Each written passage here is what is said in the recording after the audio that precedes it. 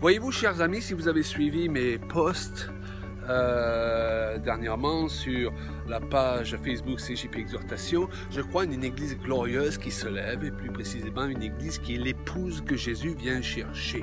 Et parfois on imagine que lorsqu'on parle de cette épouse et des chrétiens qui forment cette épouse, on parle d'une catégorie de chrétiens première classe, supérieure aux autres, qui regardent les autres de haut. Non, c'est pas du tout ça. Justement, ce qui va caractériser l'épouse, c'est qu'elle marche dans l'humilité, c'est qu'elle est composée de gens simples qui acceptent qu'à travers leur simplicité, Dieu manifeste leur gloire, sans voler justement cette gloire qui est à Dieu.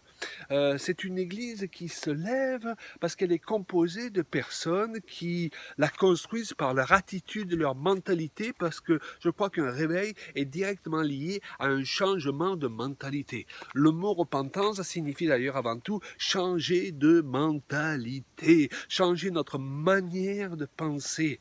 Et je crois qu'aujourd'hui, une bonne partie des choses qui empêchent cette église glorieuse de se lever, ce sont les mauvaises mentalités que beaucoup de gens ont, et même que beaucoup de serviteurs de Dieu ont. La mentalité de la compétition, la mentalité des guerres de clochers, la mentalité de se juger les uns les autres, de parler mal les uns sur les autres. Vous avez certaines églises, vous savez, évangéliques, ce sont de véritables paniers de crabes, oui, j'ose le dire. Et j'ai beaucoup d'années derrière moi à visiter des églises et à avoir été pasteur d'église. Il y a des églises formidables qui cherchent vraiment à évoluer selon les directives du Seigneur. Il y a des pasteurs formidables qui n'ont qu'un désir, c'est de faire la volonté de Dieu. On ne met certainement pas tout le monde dans le même sac, mais si nous en étions au stade où l'église était glorieuse, nous verrions par conséquent, automatiquement se déverser toutes les grâces qui sont supposées, la compagnie et tous les miracles, toutes les guérisons. Or, aujourd'hui, nous nous trouvons dans un contexte où souvent nous avons plus de malades que de guéris dans les églises, même la plupart du temps. Nous avons plus de personnes à problème que de personnes qui ont réussi à régler leurs problèmes. Donc, ça signifie que quelque chose d'autre est à comprendre. Il faut rentrer dans une nouvelle dimension, pas pour devenir des supra-chrétiens qui sont remplis d'orgueil. Nous sommes l'église de Jésus-Christ, l'épouse, nous avons tout compris et les autres n'ont rien compris. C'est pas du tout dans cet état d'esprit. Ça commence justement par réaliser à quel point nous avons besoin que Dieu nous aide, que sa grâce nous soit accessible, et de ce fait, on a autre chose à faire que juger les autres. On cherche à construire le corps et ne pas faire partie de tous ces gens, qu'ils soient sur Facebook ou ailleurs, qui sans arrêt participent à diviser le corps. Nous sommes là pour construire, non pas pour détruire. Vous savez, si vous ne voulez travailler qu'avec les gens avec qui vous êtes d'accord sur tout, vous ne travaillez plus avec personne. Déjà, il ne faut pas se marier. Okay? Donc, il faut réaliser que cette église, elle est glorieuse parce qu'elle a un bon état d'esprit. Elle participe à l'édification du corps qui se lève pour marquer la différence.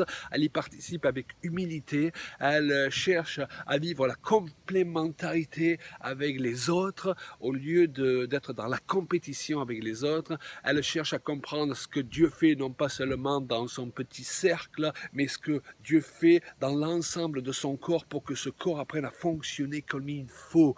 Nous devons avoir de plus en plus des équipes de ministères qui se lèvent, qui apprennent à fonctionner ensemble, et pour cela qui réalisent qu'à un moment donné, chacun de nous, malgré la grâce et l'onction et l'appel que nous avons reçu, nous sommes limités, nous arrivons devant nos limites, où un autre doit prendre la relève.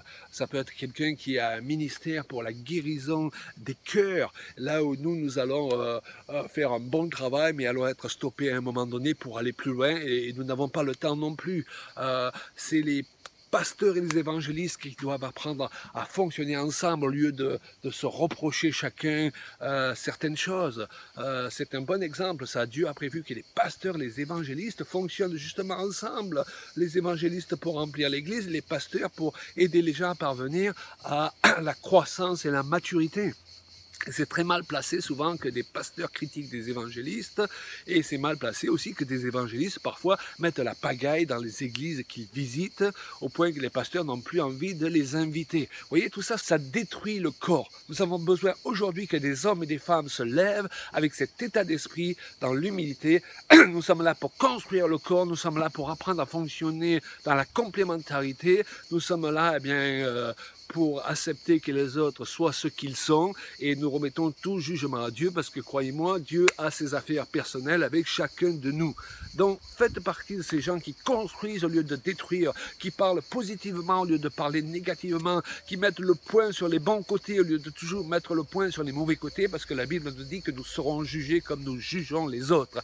Et dans les temps dans lesquels nous entrons, le jugement commence par la maison de Dieu. Mais le jugement, il est pour ceux qui ont besoin d'être jugés à cause de leur mauvaise attitude. Nous n'avons pas à craindre le jugement si nous avons une bonne attitude. En ce qui me concerne, moi, Claude Payan, j'ai passé en revue, et je passe régulièrement en revue avec Julia, beaucoup d'erreurs que nous avons pu faire, beaucoup de mauvaises attitudes peut-être que nous avons pu avoir dans le passé, et nous voulons faire en sorte d'être en paix avec tous ceux qui veulent être en paix avec nous, parce que, évidemment, on ne va pas forcer les gens à aller dans cette direction s'ils ne le veulent pas. Mais en ce qui nous concerne, comme le dit l'Écriture, tant que ça dépend de vous, nous voulons être en paix, être connus comme des hommes et des femmes de paix qui construisent et font avancer le corps de Christ au lieu de lui mettre des bâtons dans les roues, et au nom même parfois de la sainteté, de la sanctification, critiquent tout le monde et prennent tout le monde de haut.